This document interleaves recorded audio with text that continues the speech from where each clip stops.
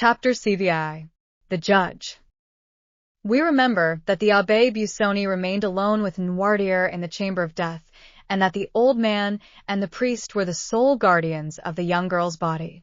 Perhaps it was the Christian exhortations of the Abbé, perhaps his kind charity, perhaps his persuasive words, which had restored the courage of Noirtier, for ever since he had conversed with the priest his violent despair had yielded to a calm resignation which surprised all who knew his excessive affection for Valentine. M. de Villefort had not seen his father since the morning of the death. The whole establishment had been changed. Another valet was engaged for himself, a new servant for Noirtier. 2 women had entered Madame de Villefort's service. In fact, everywhere, to the concierge and coachman, new faces were presented to the different masters of the house, thus widening the division which had always existed between the members of the same family. The assizes, also, were about to begin, and Villefort, shut up in his room, exerted himself with feverish anxiety in drawing up the case against the murderer of Cadaris. This affair, like all those in which the Count of Monte Cristo had interfered, caused a great sensation in Paris. The proofs were certainly not convincing, since they rested upon a few words written by an escaped galley slave on his deathbed, and who might have been actuated by hatred or revenge in accusing his companion. But the mind of the procureur was made up. He felt assured that Benedetto was guilty, and he hoped by his skill in conducting this aggravated case to flatter his self-love, which was about the only vulnerable point left in his frozen heart. The case was therefore prepared owing to the incessant labor of Villefort, who wished it to be the first on the list in the coming assizes. He had been obliged to seclude himself more than ever, to evade the enormous number of applications presented to him for the purpose of obtaining tickets of admission to the court on the day of trial. And then so short a time had elapsed since the death of poor Valentine, and the gloom which overshadowed the house was so recent, that no one wondered to see the father so absorbed in his professional duties, which were the only means he had of dissipating his grief. Once only had Villefort seen his father. It was the day after that upon which Bertuccio had paid his second visit to Benedetto, when the latter was to learn his father's name. The magistrate, harassed and fatigued, had descended to the garden of his house, and in a gloomy mood, similar to that in which Tarquin lopped off the tallest poppies, he began knocking off with his cane the long and dying branches of the rose trees, which, placed along the avenue, seemed like the spectres of the brilliant flowers which had bloomed in the past season. More than once he had reached that part of the garden where the famous boarded gate stood overlooking the deserted enclosure, always returning by the same path, to begin his walk again, at the same pace and with the same gesture, when he accidentally turned his eyes towards the house, whence he heard the noisy play of his son, who had returned from school to spend the Sunday and Monday with his mother. While doing so, he observed M. Noirtier at one of the open windows, where the old man had been placed that he might enjoy the last rays of the sun which yet yielded some heat, and was now shining upon the dying flowers and red leaves of the creeper which twined around the balcony. The eye of the old man was riveted upon a spot which Villefort could scarcely distinguish. His glance was so full of hate, of ferocity, and savage impatience, that Villefort turned out of the path he had been pursuing, to see upon what person this dark look was directed. Then he saw beneath a thick clump of linden trees, which were nearly divested of foliage, Madame de Villefort sitting with a book in her hand, the perusal of which she frequently interrupted to smile upon her son, or to throw back his elastic ball, which he obstinately threw from the drawing-room into the garden. Villefort became pale. He understood the old man's meaning. Noirtier continued to look at the same object, but suddenly his glance was transferred from the wife to the husband, and Villefort himself had to submit to the searching investigation of eyes, which, while changing their direction and even their language, had lost none of their menacing expression. Madame de Villefort, unconscious of the passions that exhausted their fire over her head, at that moment held her son's ball, and was making signs to him to reclaim it with a kiss. Edward begged for a long while, the maternal kiss probably not offering sufficient recompense for the trouble he must take to obtain it. However, at length he decided, leaped out of the window into a cluster of heliotropes and daisies, and ran to his mother, his forehead streaming with perspiration. Madame de Villefort wiped his forehead, pressed her lips upon it, and sent him back with the ball in one hand and some bonbons in the other. Villefort, drawn by an irresistible attraction, like that of the bird to the serpent, walked towards the house. As he approached it, Noirtier's gaze followed him, and his eyes appeared of such a fiery brightness that Villefort felt them pierce to the depths of his heart. In that earnest look might be read a deep reproach, as well as a terrible menace. Then Noirtier raised his eyes to heaven, as though to remind his son of a forgotten oath. "It is well, sir," replied Villefort from below. "It is well. Have patience but one day longer. What I have said I will do." Noirtier seemed to be calmed by these words, and turned his eyes with indifference to the other side. Villefort violently unbuttoned his greatcoat, which seemed to strangle him, and passing his livid hand across his forehead, entered his study. The night was cold and still. The family had all retired to rest but Villefort, who alone remained up, and worked till 5 o'clock in the morning, reviewing the last interrogatories made the night before by the examining magistrates, compiling the depositions of the witnesses, and putting the finishing stroke to the deed of accusation, which was one of the most energetic and best conceived of any he had yet delivered. The next day, Monday, was the first sitting of the assizes. The morning dawned dull and gloomy, and Villefort saw the dim gray light shine upon the lines he had traced in red ink. The magistrate had slept for a short time while the lamp sent forth its final struggles. Its flickerings awoke him, and he found his fingers as damp and purple as though they had been dipped in blood. He opened the window. A bright yellow streak crossed the sky, and seemed to divide in half the poplars, which stood out in black relief on the horizon. In the clover fields beyond the chestnut trees, a lark was mounting up to heaven, while pouring out her clear morning song. The damps of the dew bathed the head of Villefort, and refreshed his memory. "Today," he said with an effort, "today the man who holds the blade of justice must strike, wherever there is guilt." Involuntarily his eyes wandered towards the window of Noirtier's room, where he had seen him the preceding night. The curtain was drawn, and yet the image of his father was so vivid to his mind that he addressed the closed window as though it had been open, and as if through the opening he had beheld the menacing old man. "Yes," he murmured. "Yes, be satisfied." His head dropped upon his chest, and in this position he paced his study. Then he threw himself, dressed as he was, upon a sofa, less to sleep than to rest his limbs, cramped with cold and study. By degrees everyone awoke. Villefort, from his study, heard the successive noises which accompany the life of a house, the opening and shutting of doors, the ringing of Madame de Villefort's bell, to summon the waiting maid, mingled with the first shouts of the child, who rose full of the enjoyment of his age. Villefort also rang.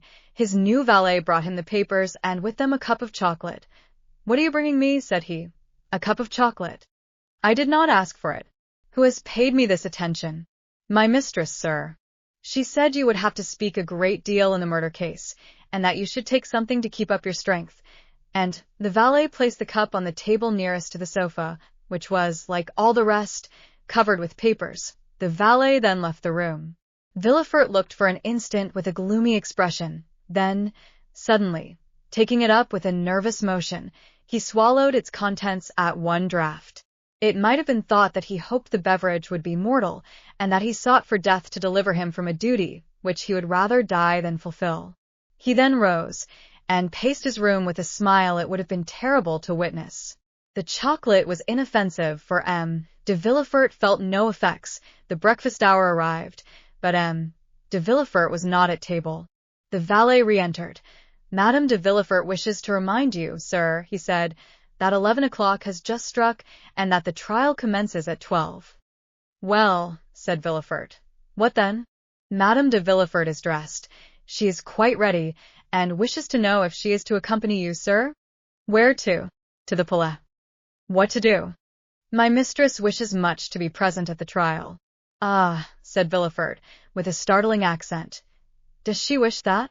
The servant drew back and said, "If you wish to go alone, sir, I will go and tell my mistress." Villefort remained silent for a moment, and dented his pale cheeks with his nails. "Tell your mistress," he at length answered, "that I wish to speak to her, and I beg she will wait for me in her own room." "Yes, sir." "Then come to dress and shave me." Directly, sir. The valet reappeared almost instantly and, having shaved his master, assisted him to dress entirely in black. When he had finished, he said, "My mistress said she should expect you, sir, as soon as you had finished dressing. I am going to her." And Villefort, with his papers under his arm and hat in hand, directed his steps toward the apartment of his wife. At the door he paused for a moment to wipe his damp, pale brow. He then entered the room. Madame de Villefort was sitting on an ottoman and impatiently turning over the leaves of some newspapers and pamphlets which young Edward, by way of amusing himself, was tearing to pieces before his mother could finish reading them. She was dressed to go out, her bonnet was placed beside her on a chair, and her gloves were on her hands. "Ah, here you are, monsieur," she said in her naturally calm voice. "But how pale you are! Have you been working all night? Why did you not come down to breakfast? Well, will you take me, or shall I take Edward?" Madame de Villefort had multiplied her questions in order to gain one answer, but to all her inquiries de Villefort remained mute and cold as a statue. "Edward," said Villefort, fixing an imperious glance on the child, "go and play in the drawing-room, my dear. I wish to speak to your mamma." Madame de Villefort shuddered at the sight of that cold countenance, that resolute tone, and the awfully strange preliminaries. Edward raised his head, looked at his mother, and then, finding that she did not confirm the order, began cutting off the heads of his leaden soldiers. "Edward," cried Madame de Villefort, so harshly that the child started up from the floor, "do you hear me? Go!" The child, unaccustomed to such treatment, arose, pale and trembling. It would be difficult to say whether his emotion were caused by fear or passion. His father went up to him, took him in his arms, and kissed his forehead. "Go," he said, "go, my child." Edward ran out. De Villefort went to the door, which he closed behind the child, and bolted. "Dear me," said the young woman, endeavoring to read her husband's inmost thoughts, while a smile passed over her countenance which froze the impassibility of Villefort. "What is the matter?" "Madam, where do you keep the poison you generally use?" said the magistrate, without any introduction, placing himself between his wife and the door. Madame de Villefort must have experienced something of the sensation of a bird which, looking up, sees the murderous trap closing over its head. A hoarse, broken tone, which was neither a cry nor a sigh, escaped from her, while she became deadly pale. "Monsieur," she said, I do not understand you." And, in her first paroxysm of terror, she had raised herself from the sofa. In the next, stronger very likely than the other, she fell down again on the cushions. "I asked you," continued Villefort, in a perfectly calm tone, "where you conceal the poison by the aid of which you have killed my father-in-law, M. de Saint-Méran, my mother-in-law, Madame de Saint-Méran, Barrois, and my daughter Valentine." Sir," exclaimed Madame de Villefort, clasping her hands, "what do you say? It is not for you to interrogate, but to answer." "Is it to the judge or to the husband?" stammered Madame de Villefort. "To the judge. To the judge, madame." It was terrible to behold the frightful pallor of that woman, the anguish of her look, the trembling of her whole frame. Sir," she muttered, sir, and this was all. "You do not answer, madame," exclaimed the terrible interrogator. Then he added, with a smile yet more terrible than his anger, "It is true, then, you do not deny it." She moved forward.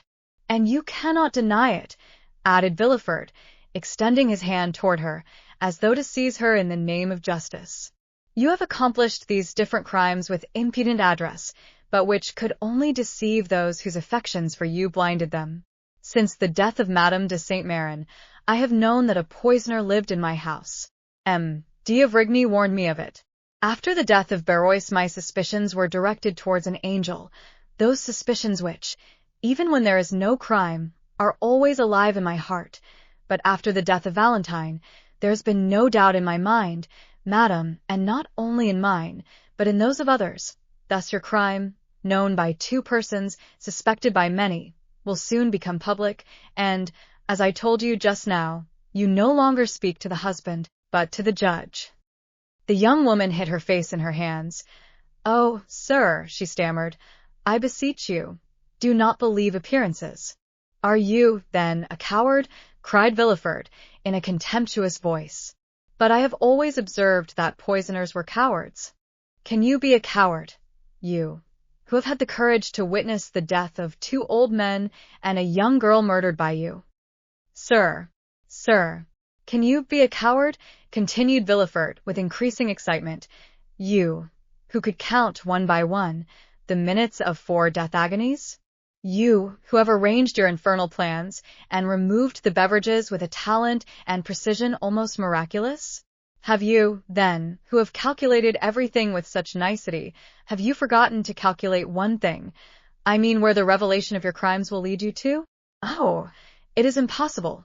You must have saved some surer, more subtle and deadly poison than any other, that you might escape the punishment that you deserve.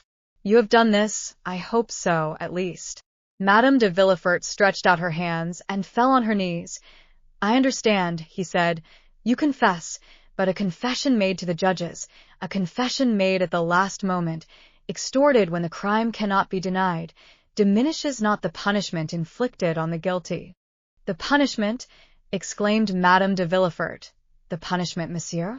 Twice you have pronounced that word. Certainly. Did you hope to escape it because you were 4 times guilty? Did you think the punishment would be withheld because you are the wife of him who pronounces it?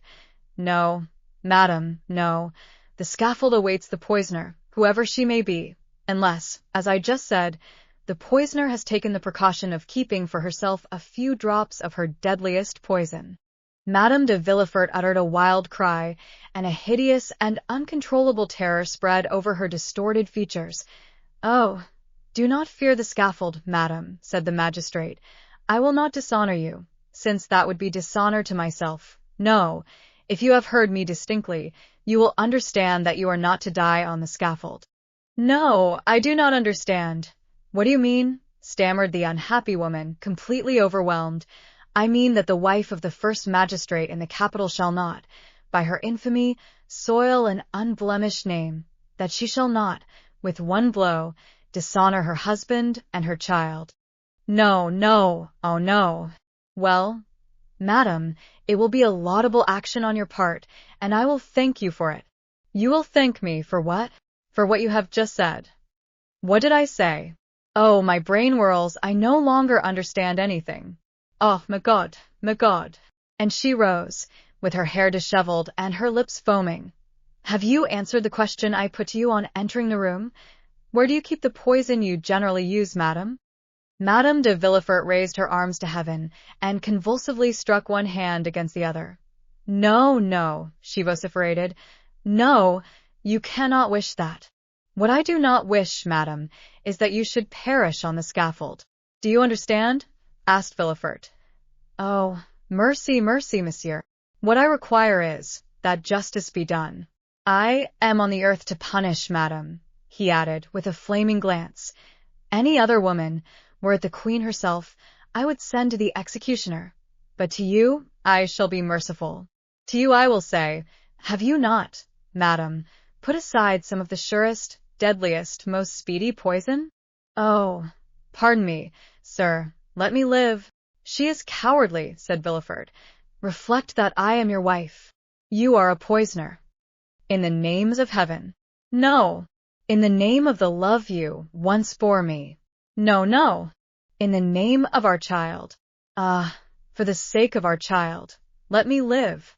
No, no, no, I tell you, one day, if I allow you to live, you will perhaps kill him, as you have the others. I kill my boy, cried the distracted mother, rushing toward Villefort. I kill my son? Ha, ha, ha, and a frightful, demoniac laugh finished the sentence, which was lost in a hoarse rattle. Madame de Villefort fell at her husband's feet. He approached her. Think of it, madam, he said.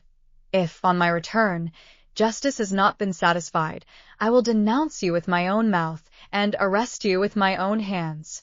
She listened, panting, overwhelmed, crushed. Her eye alone lived, and glared horribly. Do you understand me? He said. I am going down there to pronounce the sentence of death against a murderer. If I find you alive on my return, you shall sleep tonight in the conciergerie. Madame de Villefort sighed. Her nerves gave way, and she sunk on the carpet. The king's attorney seemed to experience a sensation of pity. He looked upon her less severely, and, bowing to her, said slowly, "Farewell, madame, farewell." That farewell struck Madame de Villefort like the executioner's knife. She fainted. The procureur went out, after having double-locked the door.